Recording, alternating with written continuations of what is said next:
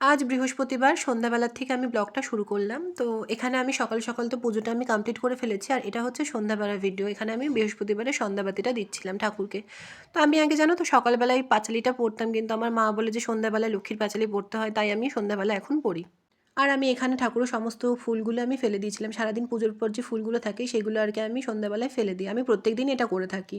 ঠাকুরের সমস্ত ফুল সব কিছু ফেলে দিই। বৃহস্পতিবার বলে মা লক্ষ্মীর মালাটা তাই আজকে আমি খুলিনি। আর এখানে বৃহস্পতিবার আমার তো ধুনো দিতে হবেই। আর আমি এখানে প্রত্যেক দিনই শুধু বৃহস্পতিবার বলে না ধুনো দিই। আমি জানি না কেন আমার না সন্ধ্যাবেলায় ধূপকাঠিটা ঠিক ভালো লাগে না। আমার মনে হয় সন্ধ্যাবেলায় ধুনোটা দিলে আর কি শান্তি হয় মনে। তো হ্যালো বন্ধুরা, welcome to our new blog.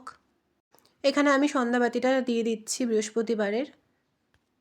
জানো তো আমি না আমার চেনা পরিচিত সবাইকে বলে রাখি যে কারোর বাড়িতে যদি ছোবড়া টোবরা থেকে থাকে, মানে যারা ইউজ করে না, তো আমাকে দিয়ে যেতে। আমার খুব ভালো লাগে। আমি সন্ধ্যাবেলায় আর কি প্রত্যেক দিন যেহেতু আমি ধুনো দিই, তো আমার কাজে লাগে। তাই যারা আমার চেনা পরিচিত সবাই আমাকে ছোবড়া যদি থেকে থাকে কারোর বাড়িতে, সেগুলো আমাকে দিয়ে যায়। তো এখানে দেখো আমি ঘরে, রান্নাঘরে সমস্ত জায়গায় আমি ধুনো দেখিয়ে নিচ্ছি। আর আমি প্রত্যেকদিন সকালবেলা আমি রান্নাঘরে আর কি পুজো করে নিই, যেহেতু রান্নাঘরে বলা হয় মা অন্নপূর্ণা বাস করে।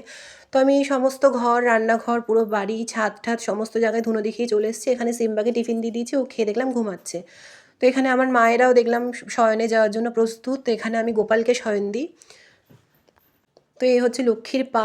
যেহেতু বৃহস্পতিবার তাই আমি আলপনা দিয়েছিলাম। আর এখানে আমি সকালবেলায় জামা কাপড়গুলো গোপালে কেচে দিয়েছিলাম, সেগুলো একটু গুছিয়ে নিয়েছিলাম। আমার এরকম আরেকটা বাস্কেট আছে যেখানে সুতির জামা কাপড়গুলো গোপালের আছে, সেগুলো গরমকালে আমি রেখে দিই।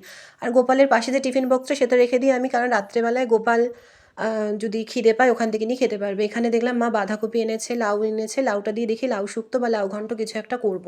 আর এখানে অনেক আমলকি নিয়ে এসছে, কারণ আমি তো আমলকি খেতে খুব ভালোবাসি, তাই জন্য নিয়ে এসছে। এখানে করেছিলাম দুপুরবেলায় ডিম দিয়ে ফুলকপি দিয়ে তরকারি, ডাল আর বেগুন ভাজা। বেগুন ভাজাটা খাওয়া হয়ে গেছে। আর আর সেদিনকে আদ্যাপীঠ গিয়েছিলাম, আদ্যাপীঠ থেকে আদ্যামারি ছবিটা নিয়ে এসেছিলাম। যদিও আদ্যামায়ের আমার কি কাছে হয়েছে? ছবি আছে, তাও আচ্ছা। আমি নিয়ে এসেছিলাম। আর এখানে দেখো সিম্বা উপরে উঠবে বলে কেমন করছে, আর উপরে তুলে দেওয়ার পর এখানে পুরো ঘুমিয়েই পড়েছে। আর এই হচ্ছে আমার ভ্যাসলিন। শীতকালে আমার এটাই এখন সমস্ত আশা ভরসা সব কিছুই, কারণ এটা ছাড়া আমি এখন চলতে পারবো না। তো এখানে সন্ধ্যাবেলা আমি দেখে নিচ্ছিলাম সাধক বামাখ্যাপা, যেই পুরোনো সিরিয়ালগুলো আর কি আবার শুরু হয়েছে। অরিন্দম গাঙ্গুলি যেটা করতো আগে, যেটা ইটিভি বাংলা ছিল, সেটা এখন তো কালার্স বাংলা হয়ে গেছে। সে পুরোনো সিরিয়ালগুলো এখন দেখছি আবার শুরু হয়েছে। তো আমি এখানে দেখে নিচ্ছিলাম। তখন ছোট ছিলাম, তখন ঠিক সিনগুলো আমার ঠিক মনে নেই, তাই আবার আমি দেখে নিচ্ছি। সিরিয়ালটা মেবি 2008-এ হতো। তো কেমন লাগলো ভিডিওটা জানিও। আজকের মতো টাটা, সবাই ভালো থেকো, সুস্থ থেকো।